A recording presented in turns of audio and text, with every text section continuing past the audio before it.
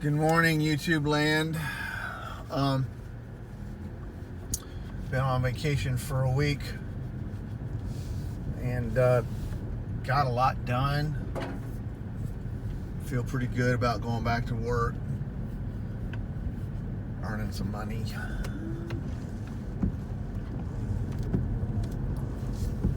Last video I made was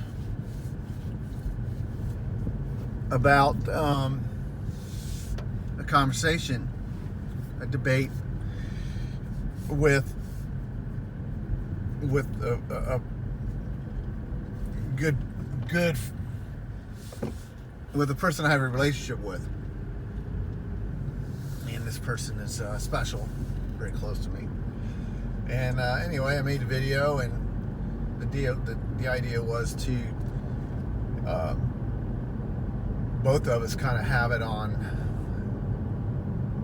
YouTube so that we could go back to it, share it, and use a platform to have a conversation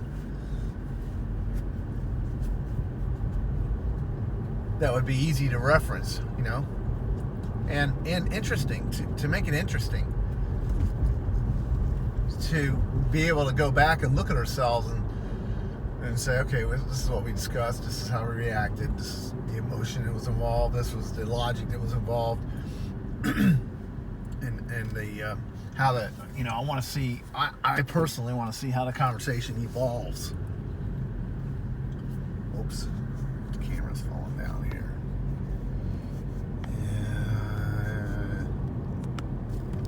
Make sure I don't break my phone. So,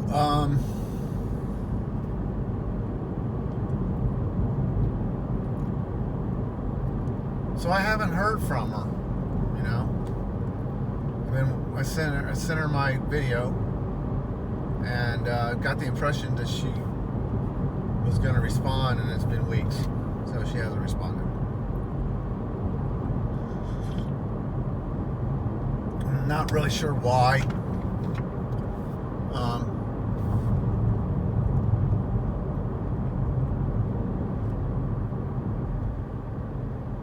But I'm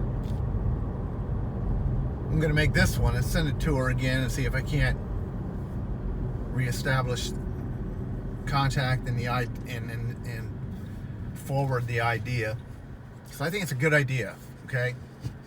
I think it's a good idea for both of us to actually record how we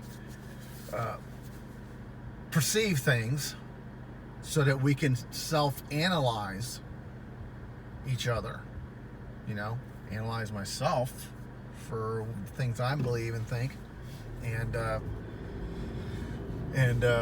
you can do the same, and you folks out there, if you're interested, can witness or be entertained. What it comes down to, my dear friend, this is the bottom line. If you look through all of the gobbledygook of the whole thing, of the whole conversation, of the whole political conversation,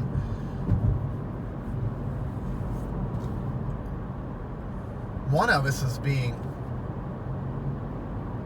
lied to and making a fool and being made a fool of. One of us is, or both of us are. Maybe one is being misled more than the other. One of us is being misled more than the other, and we are forming opinions and perceptions based on either truth, partial truth, or complete untruth. Misconceptions. So one of us is more foolish than the other and is reacting foolishly to information that is not entirely correct or incorrect, period. It could be me. Now, I'm going to be the first one to admit it could be me. And if it is me, I will say on this video, because I have no reason not to deny anything. I've desperately tried in the last portion of my life, the last third of my life, to become a person who is willing to see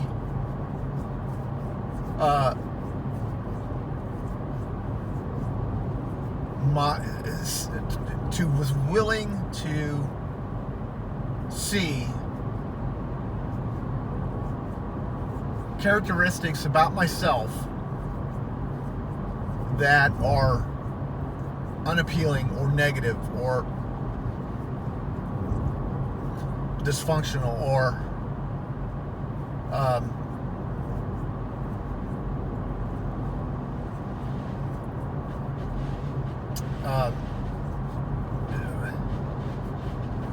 what's the term that I want to use that best describes. Let me put it this way.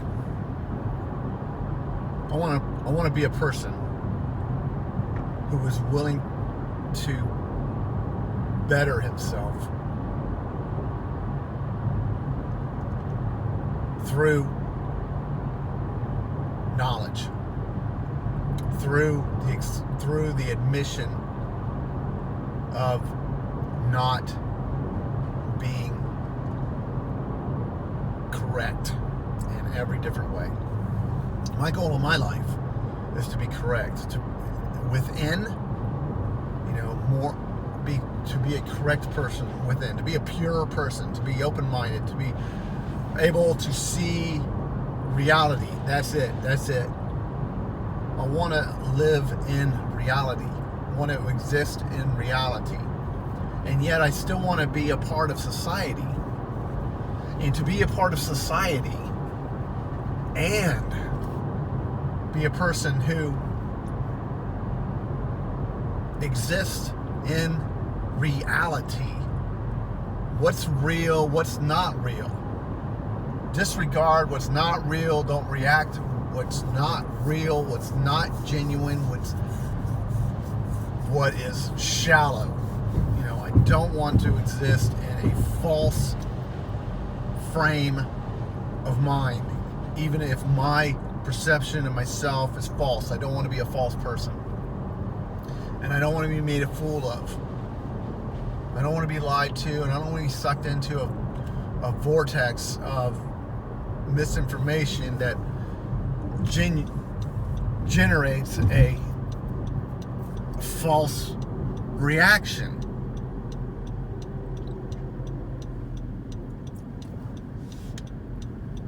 So, in saying that, both parties here in this conversation must be sure and confident that the information that we are reacting to, having information that we are having debates about, is not false. Now, I've said before that if information being received or information that is being presented through the media, through the news outlets, through movies, through television, through radio,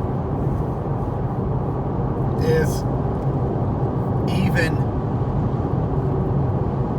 1% false, then all of the information regarding whatever issue it is false. It can't be true It cannot be true if 1% of it is false. I'll give you a perfect example. If I'm a scripture reader, if a person is reading scripture, the Bible, which is whether you like it or not, whether anybody likes it or not, it's the final say. Everybody goes to it, even when they don't want to. They go to it automatically.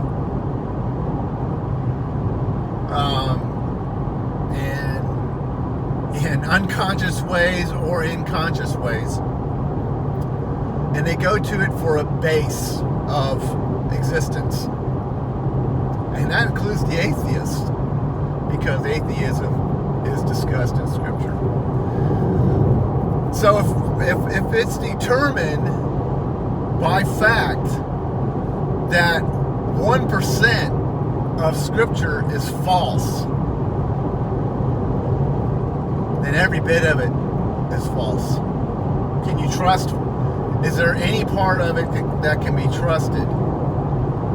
If 1% is proven to be false.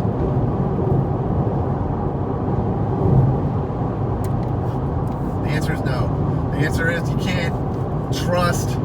There's no way you can trust something that great, that big, that large, that important, if 1% of it is false.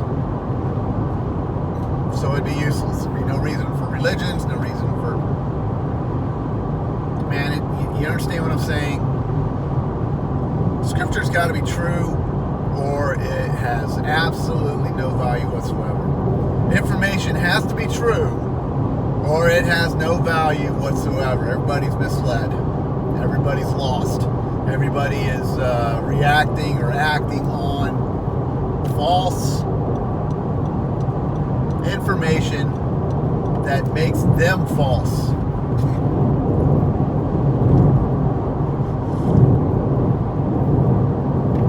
And that means everybody's running around like a chicken with his head cut off. You ever seen a chicken with his head cut off?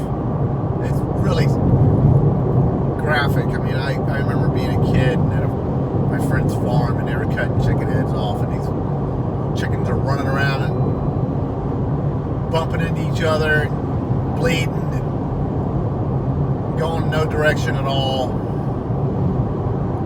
Well, that's us. So I would like to, for my companion here, I'm speaking to my companion, I would like to reestablish this idea of having a conversation, try to work through the muddled information that we both engage in, receive, and try to determine which one of us, if not both, is being made a fool of. And I know for a fact that my companion does not want to be thought of as a fool. No way, Jose, there's too much pride in this person for her to continue on as a foolish person. And then, that includes me. I don't want to be foolish. I don't want to be reacting to things completely in the dark, not knowing what the heck I'm talking about. So that's what I got going on. That's what I'm sending out today. And so I want to re-invite my companion to engage in the conversation so we can have a little fun, not be so serious too. It's just, let's walk through the valley of issues stop every once in a while, take a look at whatever we come across, you know, and speak about it, discuss it,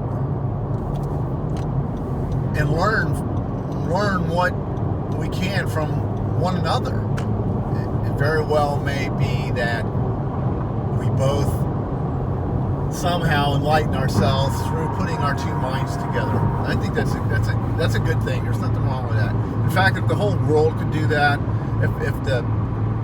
because right now in this country, matter of fact in the world, there is a tremendous amount of animosity to the point where it's chaotic.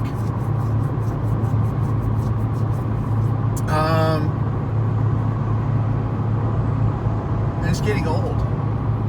Some of it is so far out ridiculous that you wonder why.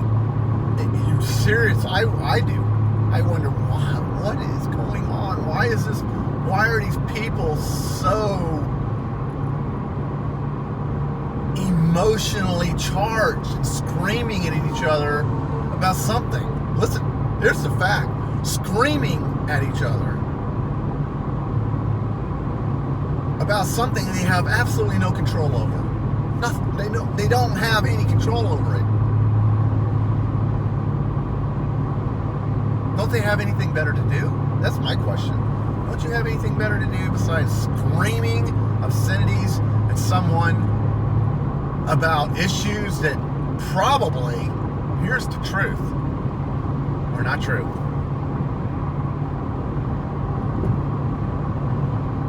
On either side or the other. It's, guys, people of the world, people of YouTube, that's the truth.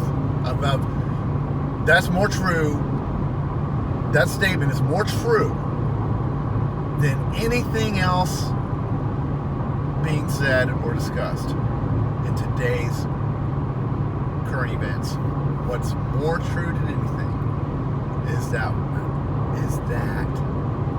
people are reacting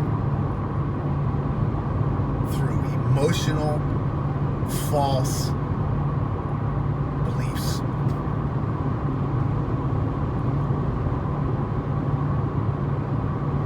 Okay, time to make my day, make my way to work. Hope you enjoyed this little conversation.